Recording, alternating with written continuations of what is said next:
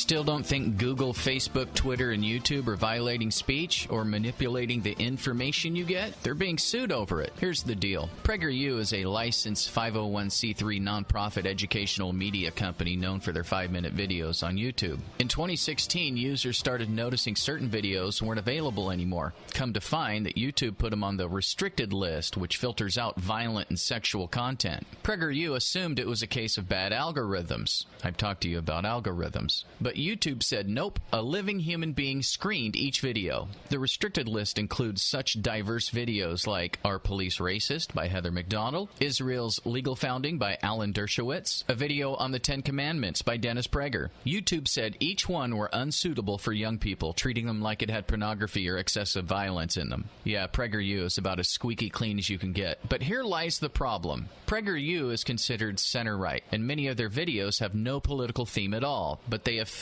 YouTube sensibilities, if you want to call it that. The filters aren't protecting kids from inappropriate content. They're being restricted to protect kids from ideas that YouTube disagrees with. And Prager tried to accommodate, but YouTube wouldn't budge, and now Prager has over 100 videos on the restricted list. YouTube is infringing on their right to free speech, so they filed in 2017. But wait, YouTube's owned by Google, and they're a privately owned company, so they can do whatever they want. Well, between you and I, you would think that a company that enjoys all the remaining freedoms here in America, that they would have to adhere to our rules and laws, but I digress. This is the problem. They can do whatever they want if they're a publisher. For example, the New York Times. You can't expect your story to be published in the Times. Their editor decides what's published and what is not. If they publish a story with a malicious lie or violates copyright law, they can be sued. They cannot do whatever they want if they're a public forum, which they are and how they describe themselves. And a public forum must allow individuals and organizations to exercise their free speech rights. YouTube is a public forum. They describe themselves as a public forum. You make a video, they host it, anyone can watch it. Facebook is a public forum. Twitter is a public forum. Yet they're all censoring conservatives, which violates free speech rights and laws. This is where you should be concerned there, thinker. A public forum under Section 230 of the Communications Decency Act, a law co-sponsored by Republicans and Democrats and passed by Congress in 1996, is not subject to liability for content placed on its site. If someone posts a video on how to make a bomb or threaten someone, the forum can't be legally responsible. That gives these platforms the ability to host a wide variety of content without the fear of being sued. And it worked until suddenly YouTube, Google, Facebook, Twitter, etc. started to act like publishers and not public forums. They stopped following Section 230, which specifically requires these websites to promote a true diversity of political discourse, and started to judge content by their own political and social criteria. They want it both ways. They want the protections of a public forum, but the control of a publisher. Now, it's fine if they're a publisher or if they're a public forum. They just can't be both. Why do you think this leftist media is pushing their own narrative and ideologies on you? Because they can, since they're a publisher and not a public forum. Censoring those with different opinions, you notice you don't see Democrats or those with leftist ideologies being banned or restricted, right? A true American wouldn't stand for that. If we're so gung-ho about our freedoms and those who died for the freedoms we still have left, we shouldn't stand for this. So, if PragerU wins, then they have to go back to how things were when YouTube first started. But if they lose, that means less freedoms and eventually no freedom, because the most powerful internet sites on earth will determine what you see and what you don't. This, according to attorney Eric Brown of Brown, George, and Ross, and who I stole most of this info from. You notice how the left is okay with infringing on the right's free speech right, but those on the right, even though the left has opposing views, doesn't want to silence the left because they feel they have a right to that speech even though it's not in line with their own. You have the left that wants the other side to shut up, and the right that thinks the left has a right to say what they want. Oh, sweet irony.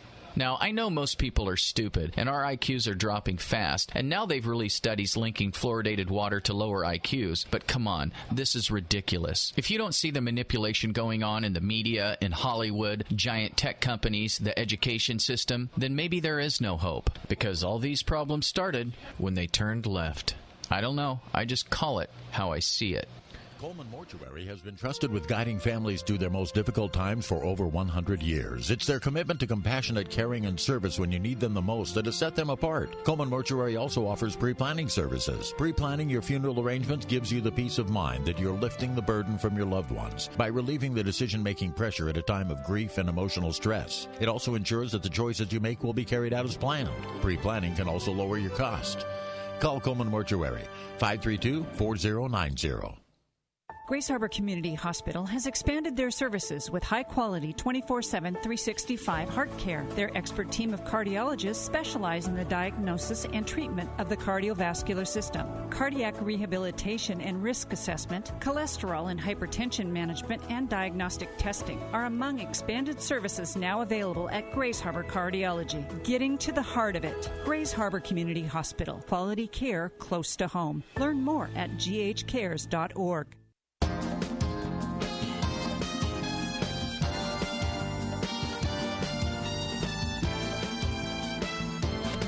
It's KBKW's Coffee Talk. It is now 8:18. And Stephen Arms, historian, is with us. And, of course, you were following the commentary as I was. And, see, I'm not a big user of Facebook, and I'm not much of a user of YouTube. So I'm not aware of a lot of this because I just don't really pay a whole lot of attention to it. So the cure would be go under federal control, and then they would be more open. That's not the case because, by the way, I guess good day to everybody. But that wouldn't be the case because I've never met a situation where the federal government actually has made things better. The problem is that when YouTube and a lot of these and Facebook originally came in, their general protections were freedom. Everyone was a public forum is supposed to allow freedom of speech. There's very narrow parameters in which your speech can be limited in the United States. You cannot call for direct violence. You cannot instigate crime. Fire. You can't conspiracy to commit crimes with other people. You also can't advertise. Advertisement's not considered free speech. It's considered advertising. Advertising has to be done in a different form. It's not protected by free speech. But in this case, what's happened is that the tech giants definitely are Silicon Valley, and they definitely lean to the left. And they are trying to shape the narrative by restricting the speech of certain people. I myself noticed that on my Facebook account, on my YouTube account, which is Arena of History, you put quotation marks around it to search for it, quick pitch. I used to be in the first or second when you did a search. That's why I'm telling people to put the quotations around it, because if you search for me now, I'm about 50th. Now, are you saying that they did that on purpose? Or I don't think they specifically maliciously went against me on it, but their algorithm has things that popped up in my titles or whatever, listen to my video or audio, that actually has pushed it down in priority. And I go, you say, well, you're being paranoid. Well, the people that were behind me before or are now in front of me now, and I'm down 50 rather than 3. If you do the search again with the quotation marks, because then you're searching for the entire phrase, I come up first or second. But in a general YouTube search, I pop way down on it. Now, maybe I'm paranoid, but that definitely seems like some computer decision was made to push me down in the priority. And it isn't hits or whatever, because some of the things that are above me have almost no hits at all. So, it is the case. And in PragerU's case, they make these 5-minute interviews. They generally bring in experts on the field. They'll have people that know exactly what they're talking about, and they'll do 5-minute videos explaining climate change or what is it. There was an interesting one dealing with the apartheid. Gary Morrell would have hated it because there's the one where a gentleman was talking about Israel and is Israel an apartheid state, and the gentleman speaking, of course, was a former government official from South Africa who knows what apartheid really looks like. So, and I think that one got restricted too, because it gets pushed back. In other words, their algorithm is going through it, and they're finding things in it that YouTube doesn't approve of. Not that the Constitution says you can't do it. Don't you think that in a way radio is making up for, especially talk radio, because it tends to be to the right? In other words, you've got YouTube and you've got Facebook, and they be going left, but then you've got certain stations on TV. Fox would be one of them most of the time, I guess.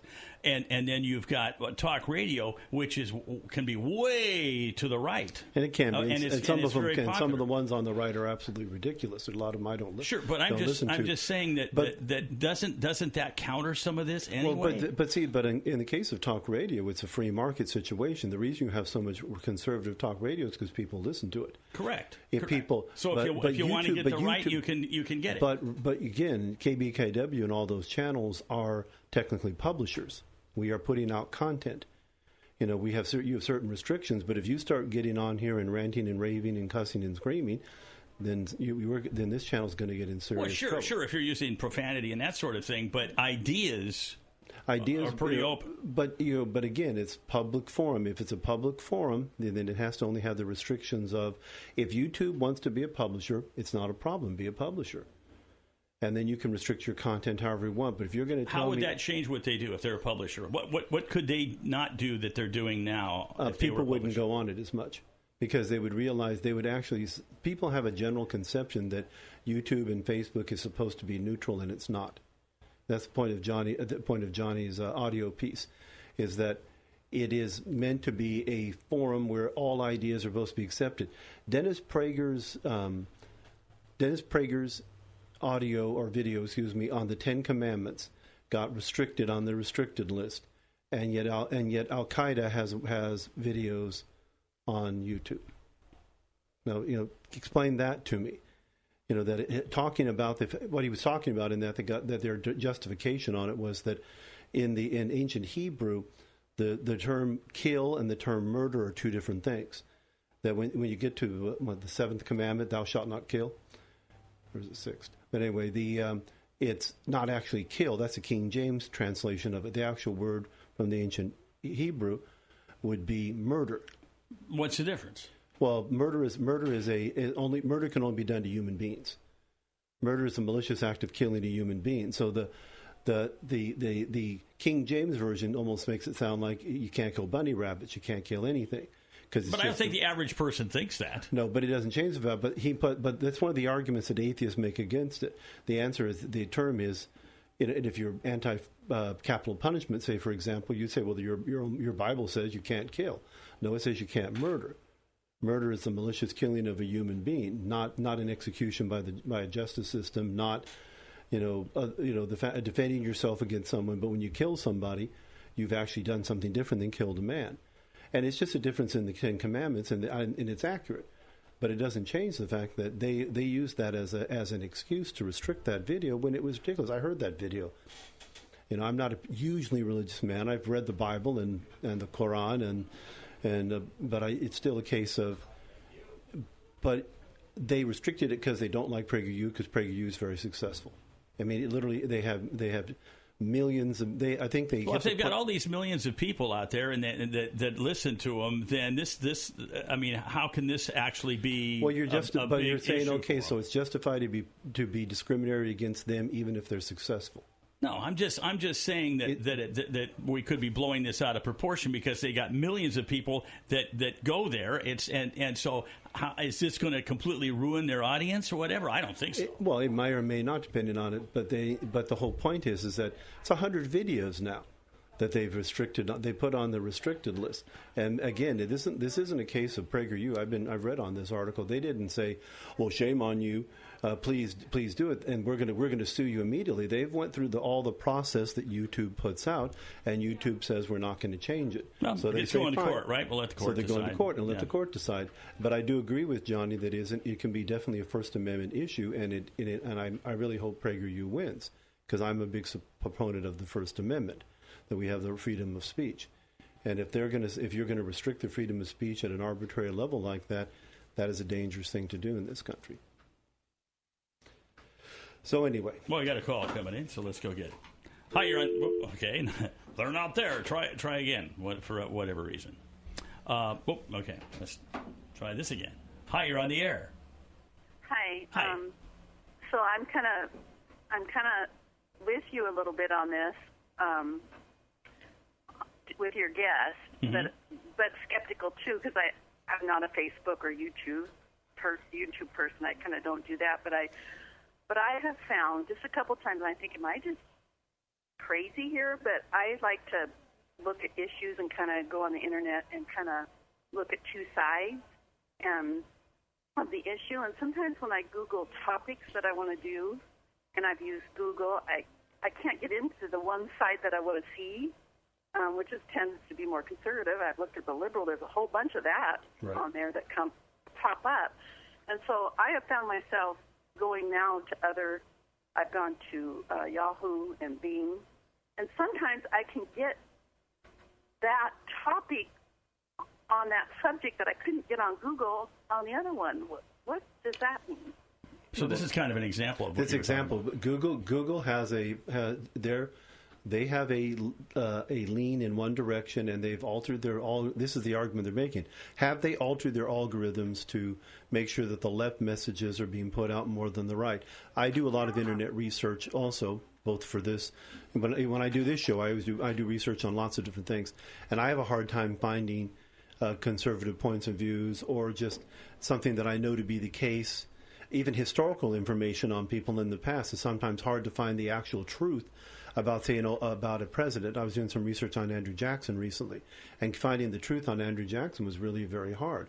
So you may be crazy, that may be exclusive, but you're not wrong in this case. I'm crazy too, so that works out just fine. Well, okay, because I was thinking, am I thinking they're doing this on purpose? But it just seemed like it was interesting on one topic. I was able to go over to the other one and get it up higher where I didn't have to search. It seemed like the one side was so strong, and then I just thought, well, I'll keep testing it out. But anyway, thank you. Thank you for calling. It's now 8:29, so we're going to be taking our bottom of the hour break, and then we'll be back and we'll continue our conversation with historian Stephen Arms. And your calls are welcome once we're out at 360-533-5259.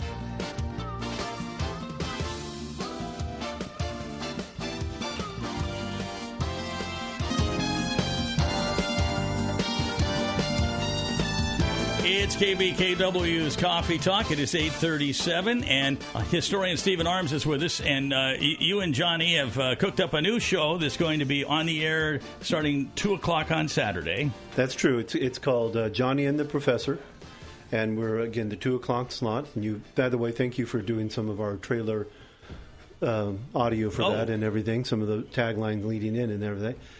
And it's common sense for senseless times.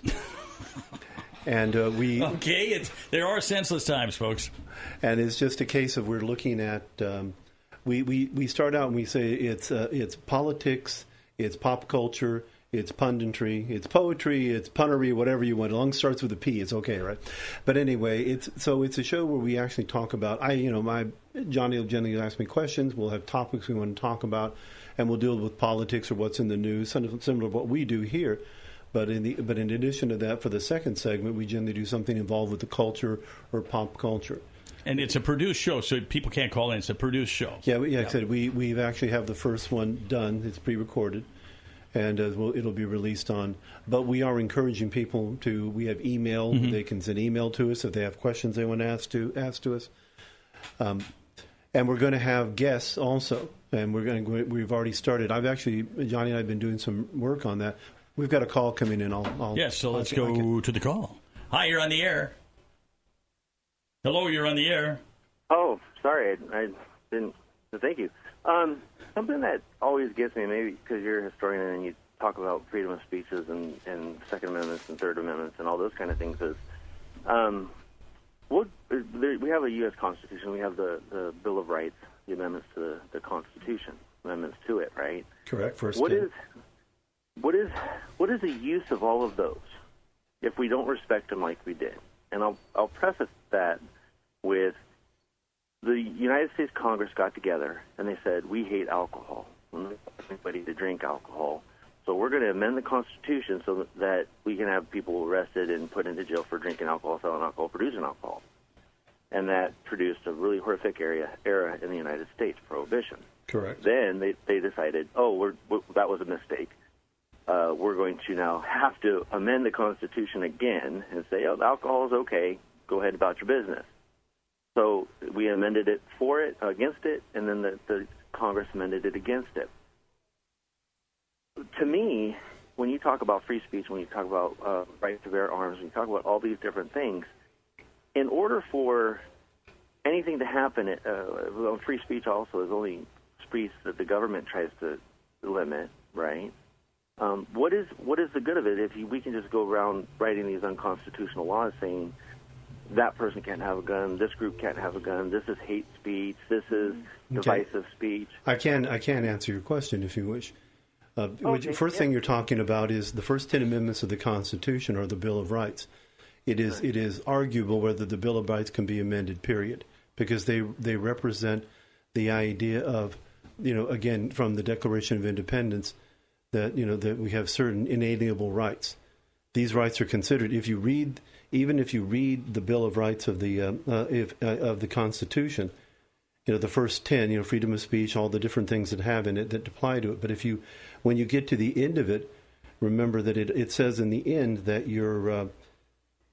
that powers not delegated to the United States by the Constitution or prohibited by the states are reserved for the states respectively or to its people. And then the Ninth Amendment is enumeration of in the Constitution of certain rights should not be construed to deny or disparage others retained by the people. The fact that the Constitution is amendable is actually one of the strengths of the Constitution. Prohibition was a mistake, but it doesn't change the fact that people are that it is still the idea it can be amended and repaired. You know what? What's real interesting about the days of Prohibition, it wasn't Congress's decision to try and do this. It was political pressure that started back in the 1840s and 1850s because the ladies were tired of their husbands getting drunk and not being able to work, and so they were forced into it. And I guarantee you that most of the people in Congress that voted for that were drinking illegal booze. Oh, probably, and they were. Yeah, but the whole point on it is that. That's the purpose of the Supreme Court, though. The Supreme Court is to look at law and say if law is conflict directly with the Constitution, then that law has to be thrown out. Right, perfect. So, I mean, I agree with everything you're saying. It's completely applicable. The rights in the 10th Amendment, the one you quoted, the states and the people therein being the final delegators, right? Right. But it's not free speech because it's like club speech in a sense, and I'm leading into the Google thing, right, and the YouTube thing. I can't go into a church and speak about Satanism stuff at the pulpit. They'll throw me out and lock the door. I can't say, I have a free speech to do that. You have to listen to me talk about Satanism, Satan, and all these other things in your church, right? Well, so the same thing is with YouTube. Well, the difference is in that, one, a church actually is a private entity. And you do have the right to do it. A public forum is a different matter. A church is not a public forum. The church pays taxes. It's registered as a nonprofit. It has all these different things. You can go to a park. They pay certain taxes. They do. They do have to pay property taxes and things like that. But the difference in it is YouTube is supposed to be a public forum. If it's a public forum, like a freedom of speech area, then it needs to be that. The law has different definitions here. A private company, and like I said, this one has a right, doesn't have to put me on. If Boss Bill decides, kick this bum out, then I'm not here because he has the right to do that. My freedom of speech is not being done. But you're missing the point. You have the right to freedom of speech, but you remember, your rights end where my rights start. I also have the right not to listen to you. The thing that I would argue with is that it's not freedom of speech. It's the speech that the government can't limit you from saying against the government. That's the First Amendment, right? And we keep saying you can speak against the government of the United States as long as you don't call for the insurrection and overthrow, because that's a crime. Oh, well, we can talk about that at another time. But the thing but you're dominating too much. Yeah, you're taking too much Johnny. time. There's some other things that we need to go into. Okay, gotta let you go, John. Okay, what are some of the things you wanted to get into?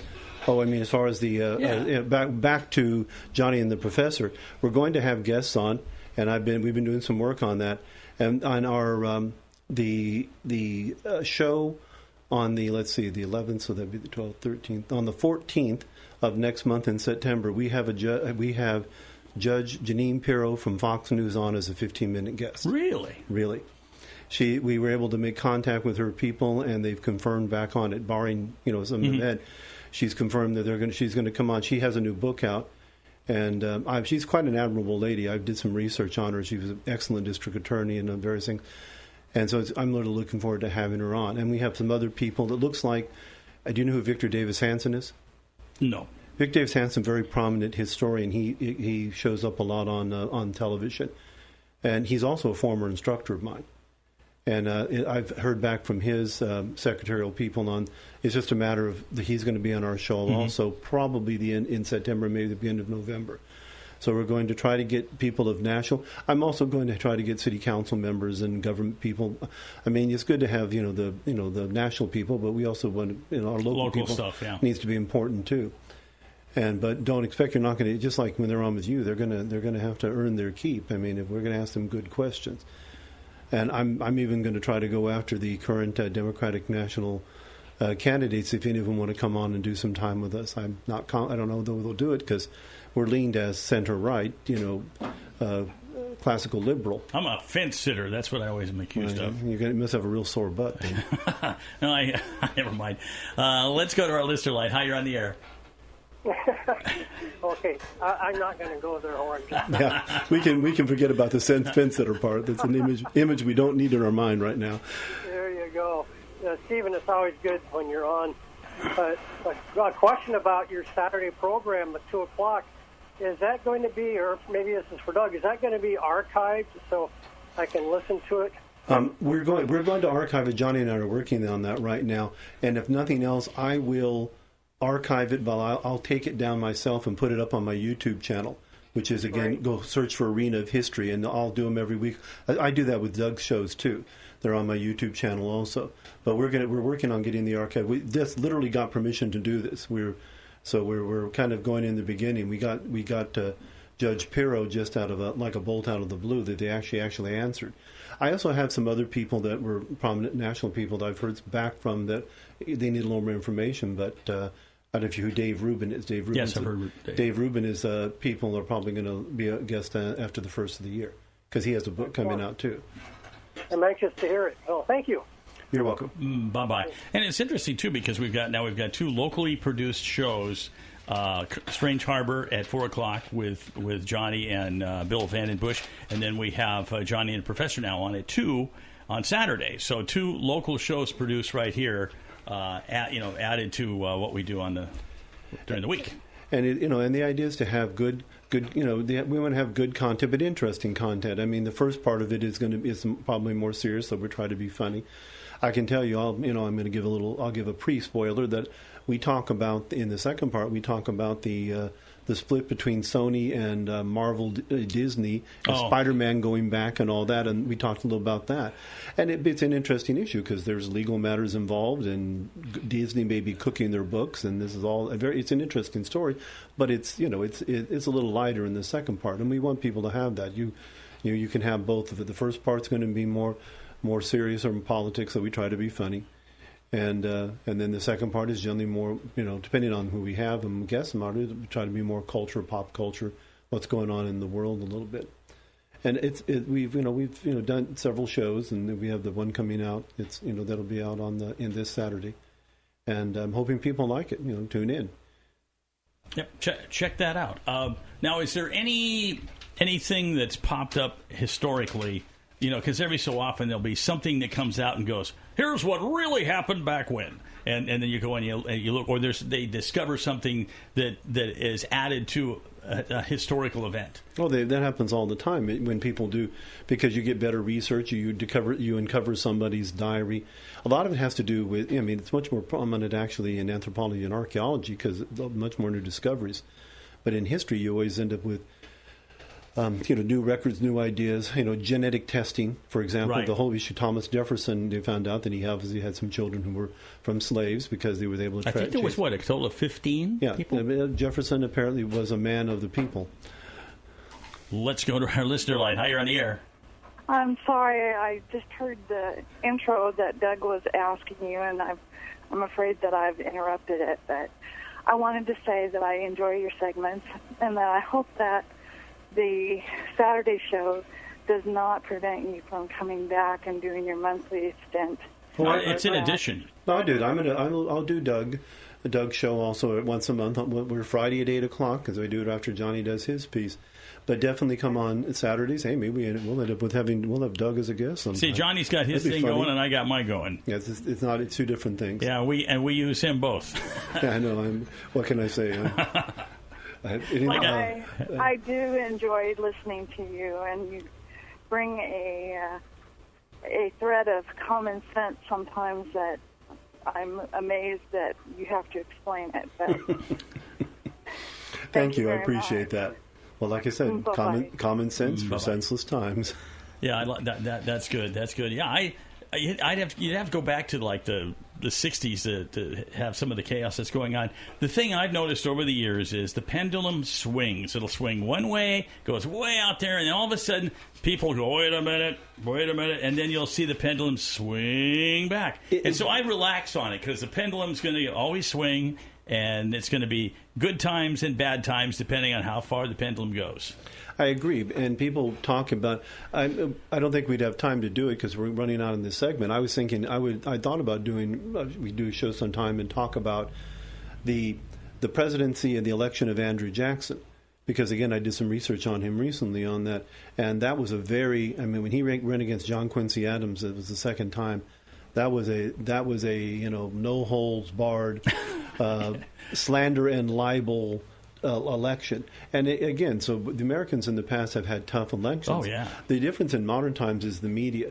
People, and again, this back to Johnny's story, people should be concerned about social media. My opinion is always look at it is that remember that everything that you see online, you ask the question, what is the agenda of the person who is doing this? It'd be nice if you could just find objective pieces. You and I'm offering opinion, but I try to offer fact. If I say something, I try to back it up with information. That is not necessarily the case with a lot of it. And people need to be concerned. We have much more media, and because of that, we almost have to have more responsibility to make sure we're getting accurate information. Because if not, we're being manipulated by tech giant companies who have their own agendas. So what I tend to do is I don't jump on the bandwagon on some of this stuff, and I don't like if I get on the internet, I'm looking for sources that are legitimate, and then I try and find sources that agree, okay, and that helps mold things. If I go to YouTube, essentially outside of your show, what I do is if I needed to learn how to do something like take the tail light off the Mustang that we had, I discovered that it was easier to take it and have a dealer do it because you need special tools. Exactly. I wouldn't have known that if I had, so that's where I go for YouTube and sometimes watching old boxing matches because I'm a boxing fan. But then Facebook. Lori's got a Facebook page, but I don't pay attention, and she doesn't allow any. If there's anything political on it, she scoots it off the Facebook because she doesn't like that on Facebook. That's her, and that's the thing. You can do that. You can get rid of that stuff. If you don't want it, you just cut it out. But again, that's freedom. That's freedom of true freedom. That's a choice. Exactly. If Facebook suddenly starts, if she posts a picture of you and they decide you're too political and you get blocked for some reason from Facebook, now they got me for being ugly. There's nothing I can say. You have a face made for radio, Doug. What can I say? Well, we should take a break though. All right, and then we'll be right back. It's KBKW's Coffee Talk. It is 8:54. And we've had Mosaic in Motion here before. These are the girls that do it. I don't call it exotic dancing. What do you call it? It's a dance festival that they have at the VFW. But the group that come in here are Kaleidoscope Belly Dance. Right. And they're contemporary American. They call what they call fusion. In other words, they do more than different things. My wife is part of that troupe. In all honesty here. And for example, we have at the Mosaic in Motion. By the way, I'm going to pitch it because I actually am the master of ceremonies for it.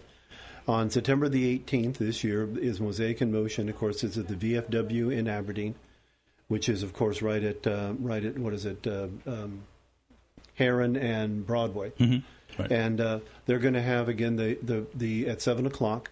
If it had an entry pre, it'd be worth it because they have a lot of good dancers, but it's free.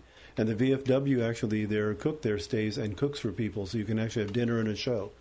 And again, Kaleidoscope Belly Dance is their contemporary American fusion, which means, for example, they put disco into it. They have one of her pieces is Smooth from Santana. Oh, it's a really good piece for belly dance.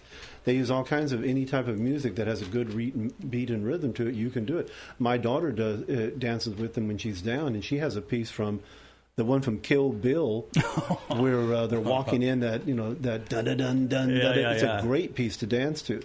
But whereas, for example, one of the other dance troupes is Masuda, and they're based out of Olympia, and they come down. They're more of a Middle Eastern belly dance. All their music tends to be Middle Eastern sounding.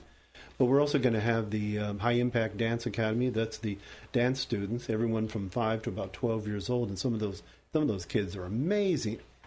And then let's see, what do we have? The Rockin' Deuce line dancers, Laurel, who's a tap dancer, who is an extremely good tap dancer. Kylie Shepard, do you know her? She was a Miss Grace Harbor contestant. She's going to be doing Irish dancing there. And then, of course, Kaleidoscope. So they last for about an hour or so. And there's, like I said, it's free, and you can get food, and it's just a wonderful event. Now, what's the date again? It's the 18th of September, which is a Wednesday. It starts at 7 o'clock. And then I'll be there with my wife's making me a brand new shirt to wear. Oh, okay. Now you're not wearing a grass skirt or anything. No. We want people to come in, Bill. We don't want to horrify the children and have them run away. They had some pictures. It was on. I'm trying to remember where I saw it. It was on one of the news things. But they had pictures of what goes on with Burning Man. They got all these guys running around in tutus. Well, there's the idea of that. Yeah, Burning Man is an interesting. It started out kind of in reference to the to pagan ceremonies, and there are a lot of Wiccans and pagans in the world that would honor the time. But it's just turned into a big party. They have people that come in from all over the world. Oh, I know, and it's kind of the Woodstock of that sort of weirdos. Well, to a certain extent, because unfortunately the ones who are truly pagans that are decent folk, like I know a lot of Wiccans. They're not those aren't necessarily the ones running that place anymore. But hey, there's big money in it. No, like I said, and if nobody gets hurt, I don't really care. So anyway, why do they call it Burning Man? Because they burn a statue of a guy, or whatever? They burn a wooden statue because it has to do with the.